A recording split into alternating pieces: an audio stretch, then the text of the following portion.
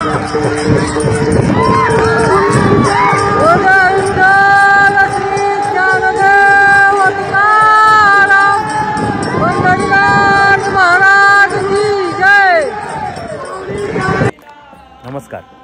तात्या माझं नाव, कोकणातलं मालवण ह्यो माझं गाव.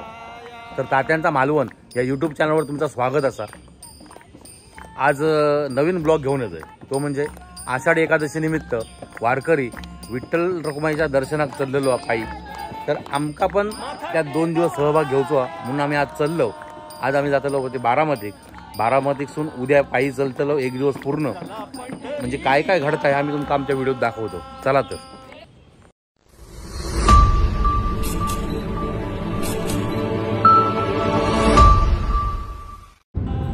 तर आता मी आणि वाळके साहेब निघालेले असतो आणि आचरेक आमचे करंजे साहेब असत त्यांना घेऊन आम्ही पुढे बारामतीसाठी निघतो ना दादा. बारामती आणि बारामती आज मुक्काम करून उद्या सकाळी दिंडी सोबत ना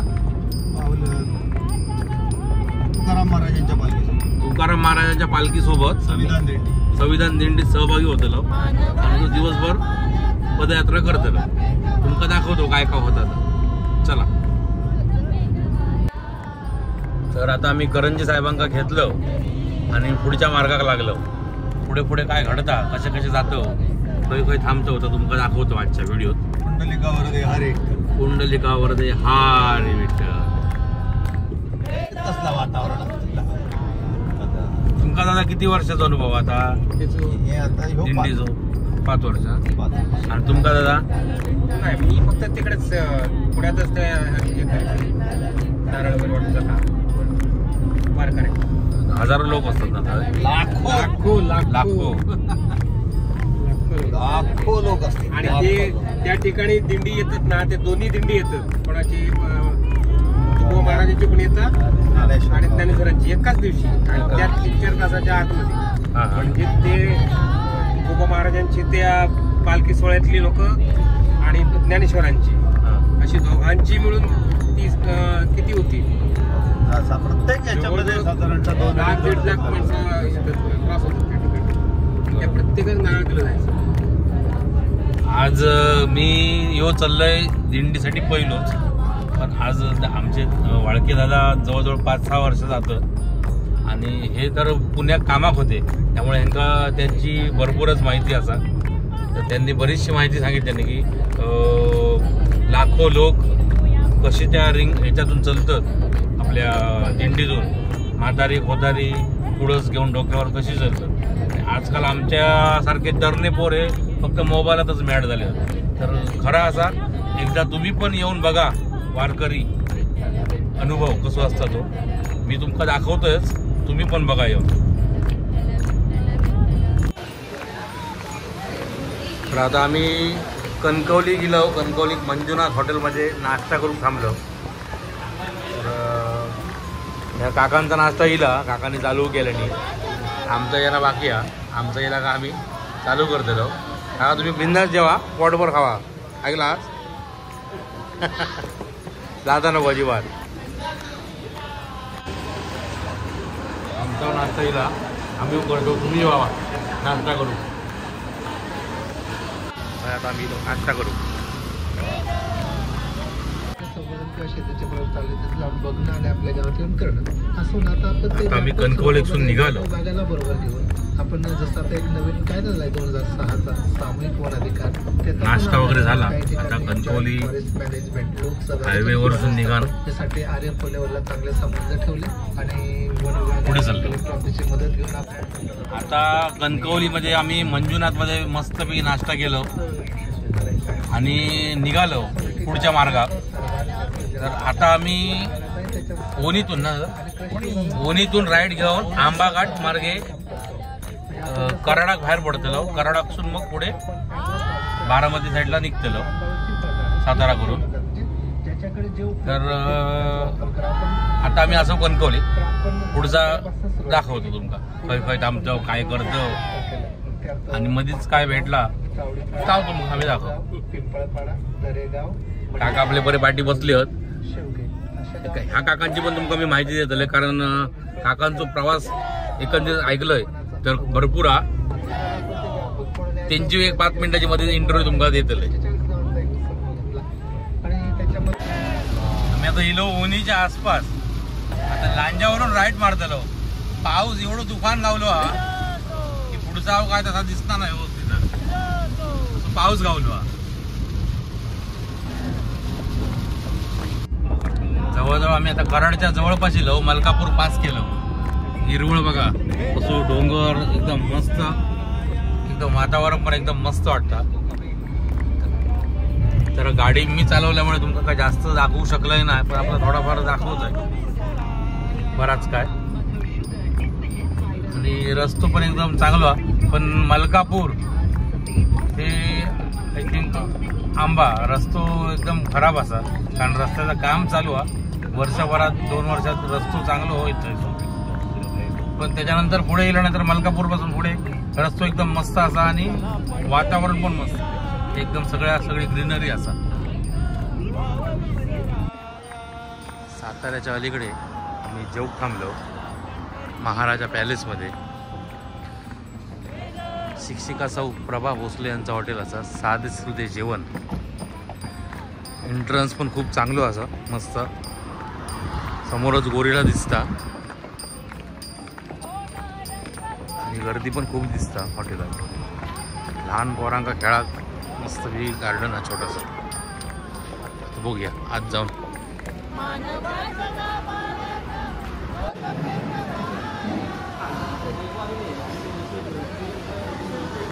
जेवूक बसलो. गर्दी पण खूप आणि हॉटेल परिसर पण मस्त असा एकदम. तशी गर्दी पण खूप असे. जेवतो आणि मग पुढच्या मार्गाक निघतो. भाकरी पिठला आणि मेथीची भाजी आयटम घेऊन आम्ही मस्त अगदी पद्धतीने जेवू. ग्लासासाठी बघा खिचडीची ग्लास तांब्याची पुढं घाला. थोडं एकदम बघा. बस बस झाला आता आमचं जेवण मस्तपैकी. एकदम मस्त जेवण होता. तुम्ही कधी येलास तर यावा त्या महाराजा पॅलेसला जेवूक. मस्त जेवण एकदम शाकाहारी जेवलो पद्धतशीर. काय हो हॉटेल महाराजा. आता साताऱ्यातून आम्ही राईड घेतलो बारामतीसाठी. अजून बारामती 90 किलोमीटर दादा. 90 म्हणजे अजून 1-2 तासाचा प्रवास हा अजून. आणि ह्यो आता असो रस्तो बारामतीसाठी. चाललो आपल्या हळूहळू. बसल्यावर बाकीचं तुमका दाखवतो. आज कदाचित आमच्या आणि तुमच्या नशिबात रिंगण मिळा शकता मेंढ्यांचा. ताव मी तुमका दाखवतो प्रयत्न करते. चला बघूया पुढे काय काय गावतं. बऱ्याच कालावधीनंतर थोडंसं विश्राम घेतलंय मी आणि आता दादा परत बसले गाडी चालव. जवळजवळ 15-20 किलोमीटरच्या अंतरावर आम्ही असो बारामती. बारामतीत पोचल्यानंतर मी हॉल्ट करतेलो आणि संध्याकाळी जाऊचे ना मी एका पालखी दर्शन. आज पालखी दर्शन गावताला. मागाव गावताला आणि तुमगाव गावताला. चला जवळपास येलो. ती वारकरी मंडळी चालली आहेत ती तुमका दाखवते.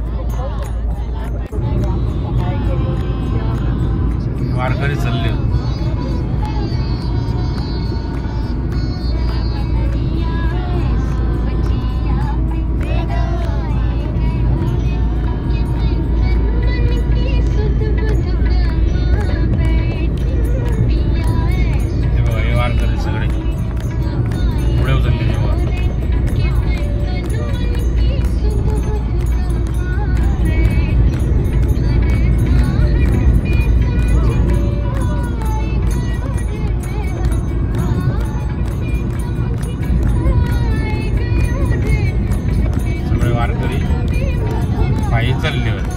पंढरपुरापर्यंत जातात.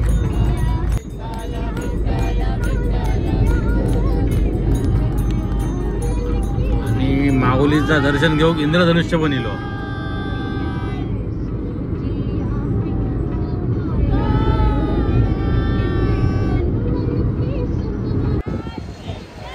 थांबलो. इथून 15-20 मिनिटाच्या अंतरावर नाही, अजून अर्ध पाऊण तास लागत आमका बारामतीत पोचा. आमका आज मेंढ्याचा रिंगण गावात असं वाटतं. मेंढ्याचा रिंगण गावात आमकाव आणि तुमकाव. बघूया कोणाच्या नशिबात, आमच्यावर नशिबात आणि तुमच्या नशिबात. आता बघूया.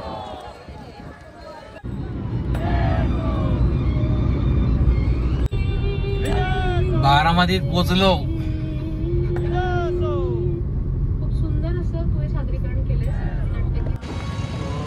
आमका येऊक लेट झालो कारण बारामतीक घुसतानाच पालखी उची असल्यामुळे सगळे ब्लॉक केलेले होते. त्याच्यामुळे आमका येऊक लेट झालो.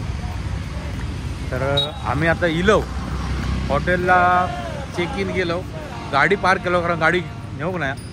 आम्ही आता पालखी स्थळावर चलत चलत जातो.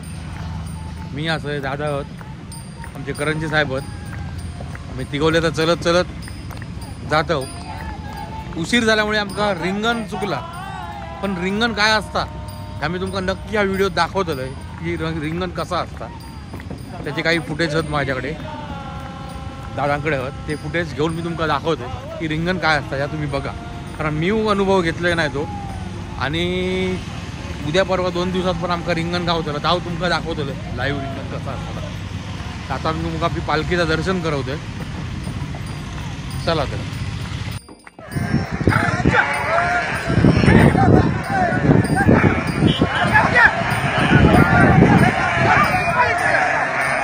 माझी कॅब द्या.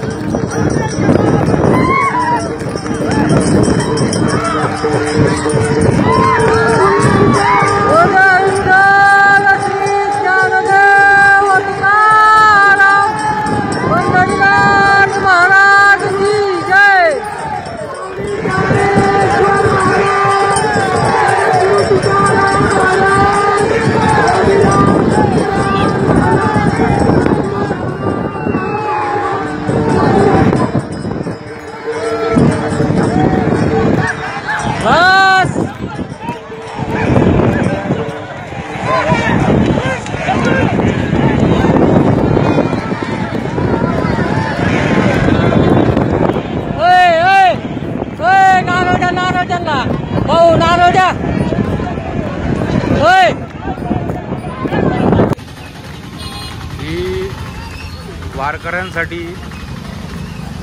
केलेली सेवा म्हणजे टॉयलेट बाथरूमची सोय केलेली आहे. जवळच पालखीचं तळ असा, त्याच्यामुळे ही सोय केलेली आहे. पाण्याची पण सोय केलेली आहे व्यवस्थित अगदी, आणि सगळी सोय केलेली आहे. तुम्ही बघू शकता किती लांबपर्यंत अंडर बाथरूमची सोय हा. ती पालखी स्थळाकडे पोचलो.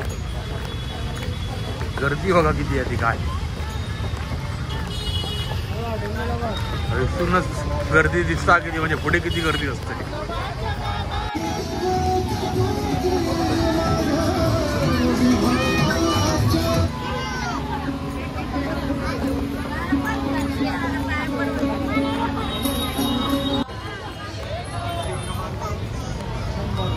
मागे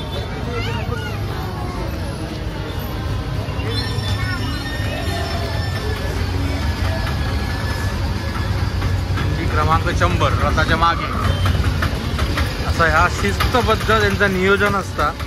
म्हणजे पुढचे वाले पुढेच राहतील आणि मागच्या वाले मागेच राहतील असं त्यांची हा म्हणून लिहिलं 100 रथाच्या मागे. आणि हई ही भरली आहे जत्रा.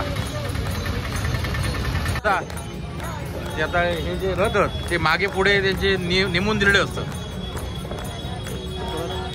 माऊलींच्या रथाच्या मागे किंवा तुकोराबारायांच्या रथाच्या मागे आणि पुढे असे हे निरनिराळे दिंडी चलत असते. दिंडी म्हणजे त्या त्या गावची किंवा त्या त्या भागातल्या लोकांचं जथो किंवा त्या त्या संस्थांच्या लोकांचं जथो आणि ते 50 पासून 500 पर्यंत कितीही असतं आणि त्यांची जागा ही नेमून दिलेली असतात आणि ती जागा रथाच्या मागे किंवा रथाच्या पुढे अशा पद्धतीने दिलेली असतात आणि साधारणतः रथाच्या पुढे हे 125 आणि रथाच्या मागे 250-300 अशा पद्धतीचं ह्या संपूर्णपणे नियोजन असतं आणि एका वेळी एका तालात एका चालीत साधारणतः 1.5 ते 2 लाख लोक हे प्रत्येक पालखीबरोबर चलत असतात या आषाढी वारीमध्ये आणि असा सरळ सगळे अगदी आषाढीपर्यंत म्हणजे आता 17 दिवस या सगळं चलतं.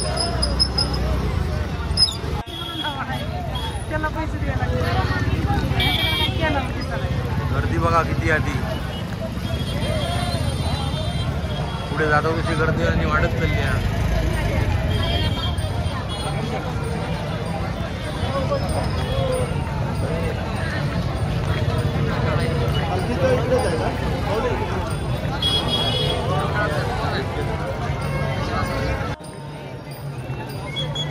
ही एवढी रांग बघूनच भीती वाटायला लागली बाबा माझ्या. गर्दी बघा काय या बारामती नगर परिषद बारामती त्या आतमध्ये टोळा पालखीचो आणि ही एवढी मोठी लाईन लागलेली आहे दर्शनात. त्यामुळे आम्ही आमचो आजचो प्लॅन कॅन्सल. उद्या सकाळी आम्ही दर्शन घेतलो पालखीचो.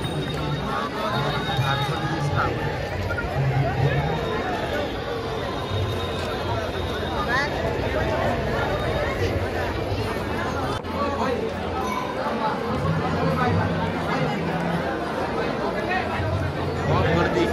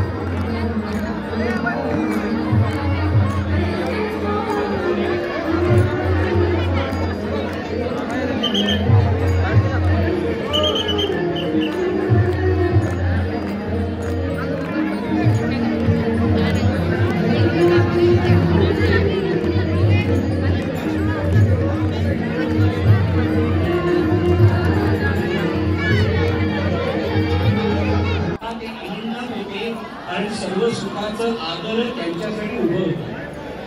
त्यांच्यासाठी तो परमात्मा कायम उभा असायचा.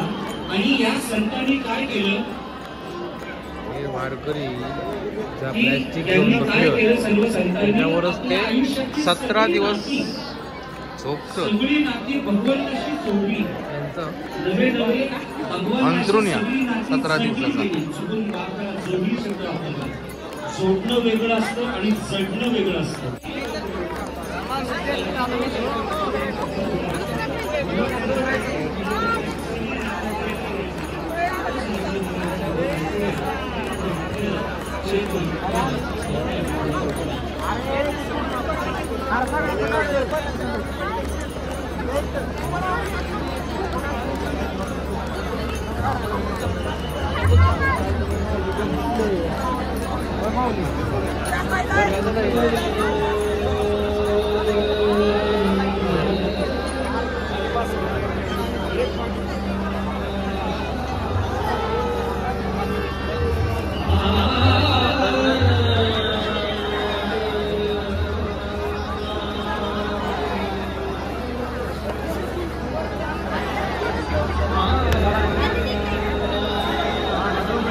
जगद्गुरु श्री संत तुकाराम महाराज पालखी रथ.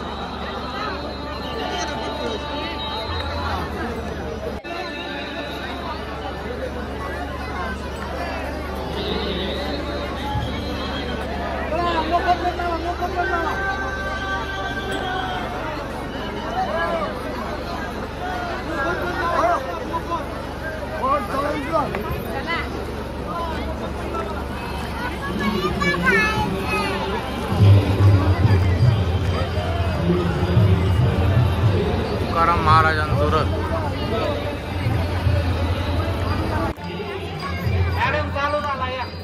काही जागा गावात काही वारकऱ्यांनी आपलं अंतरून घातलेलं.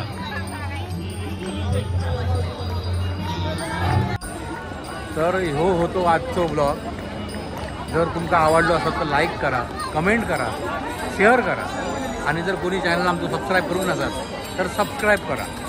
धन्यवाद.